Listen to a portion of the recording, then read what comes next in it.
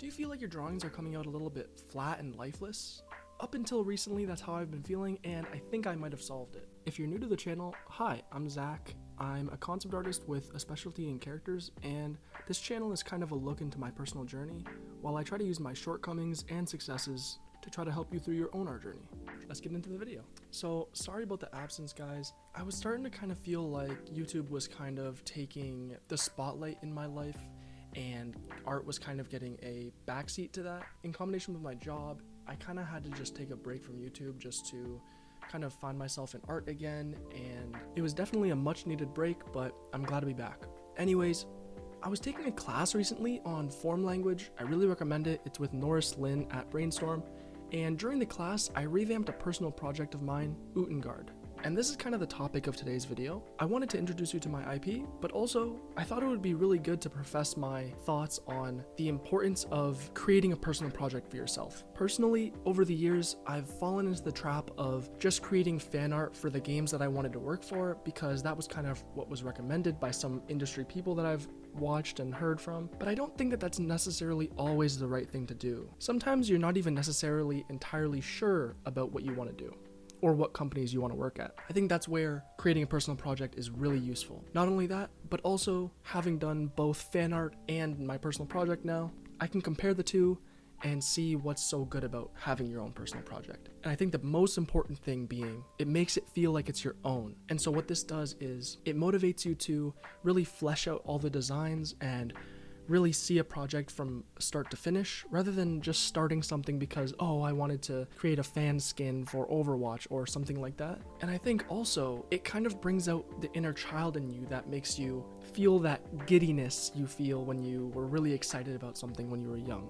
I seriously think having your own personal project is game-changing. It really motivates you to keep the work going, and it also keeps your portfolio a lot more cohesive in the long term. So now I want to get into how I actually started my personal project. I'm saying personal project a lot. I'm just gonna say project from now on. But anyway, so starting your actual project, you're gonna have to figure out what you actually want to do in terms of genre and theme. I think this is the key point as to why I didn't start my project earlier. Having a world of options to choose from for your project is really what makes it so hard to actually get started on one, or even just to decide to do one. I'm literally like, I'm not sure if I want to do like a medieval project. I like sci-fi. I like all sorts of random shit. So literally what I did, and I think this will get your gears turning. I opened a Google document and I just wrote down all the shit that I love. I'll show it on screen now. I called it brainstorming, but it's literally just me writing dragons, samurai, ninja, magic, spells, all sorts of shit that I just find cool. And I think once you start seeing these things written down, you can kind of start to even imagine your project, and this will get your gears turning even more. And I think once you get the ball rolling, you're not going to have any reservations or regrets, because you wrote down all the things that you would possibly want to do, and so there aren't going to be any little treats to look at while you're in the middle of this project. I think the biggest reason why I got tired of doing certain pieces, even if it's just one piece. I'm working on this one piece, and then I'm like, oh wait, but it would be sick to do like this sci-fi dragon maybe, but I'm in the middle of a piece, right? And I think all that bait, all that other noise is what makes you, or me, not commit to anything. And so this part, really explore. Don't rush this part. Just literally just even go on Pinterest if that helps, and just explore. Once you feel like you've mind mapped all the things you find cool, then you can really start to solidify the project and maybe even write a brief synopsis.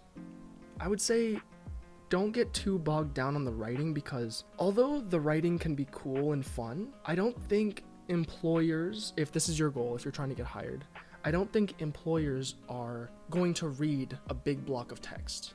So your storytelling is going to have to be through your designs. Not only that, but in the past, I've seen artists overwrite a story, and I'm guilty of this too. In my case, I felt like it would help with the preparation, but I think all you really need in terms of narrative and script writing is really just the brief synopsis of what your project is about and what in general kind of takes place during the storyline. This gives you enough information to think of unique ways to design your drawings, but it's vague enough to not lock you into the design, if you know what I mean. For example, My main character at first was gonna be like a Yasuo Guts type, but after a bunch of exploration, I decided to go with a little goofy kid more like Naruto. This just shows that not overdoing the concrete writing allows you to explore and find the designs more effectively. Once you've got your brief synopsis of the story, then you kind of want to write out the things that you're going to want to design for this. Sorry if I didn't say this earlier or if it wasn't really clear. I'm a concept artist, so I kind of think in the world of visual storytelling. And so when I was brainstorming for my project, I was just writing all the things that I could potentially make, what I could potentially concept out. But yeah, anyway, so that's what I did. I wrote out all the things that I thought would be cool. Creatures, obviously the main character, and I wrote down the things that I find cool. And then I also wrote out some environment stuff. And then from here, it's gonna be reference gathering. And I know like up until now, it's literally like not really much drawing at all. Maybe some sketches here and there, but I think this foundational preparation stage is like actually really important, and I think it's something that people skip a lot. And I also think that sometimes if I struggle with a design, it's often not because of any drawing skills or anything. Like, you know those moments when you're feeling like, oh man, I fucking suck all of a sudden, I just can't do art. I think it's often because you didn't prepare enough, especially if you're trying to do like a project with a little bit more scale, maybe a piece that's going to take a little longer. Oftentimes it's not that you aren't good, it's just that you didn't do enough preparation. So this preparation stage is actually really important. By the way, I hope I'm not coming off like preacherish at all. This is just kind of what works for me, and if it doesn't work for you, entirely fine. If you're okay with no preparation at all, then that's a-okay with me, and I think that's actually really awesome. But I just want to put all those thoughts out there just in case it's going to help you. So anyway, into reference gathering. So again, this is pretty basic, just Pinterest type of stuff. If you want to go in nature as well, you can take some pictures of some real life stuff. Anything that you really think that represents what you're trying to design. For me, I like to get mood stuff, and I also like to get actual reference stuff. I hope this makes sense, but basically some reference in the file will be literally, if I'm trying to do a design of a samurai, I'll get reference of actual samurai. But then for the overarching theme, I would like to create a mood board out of images that kind of encapsulate the project a little bit more on a more macro scope. And then once you've got all your reference, then you can get into designing. And that's what you've been watching in the background this whole time.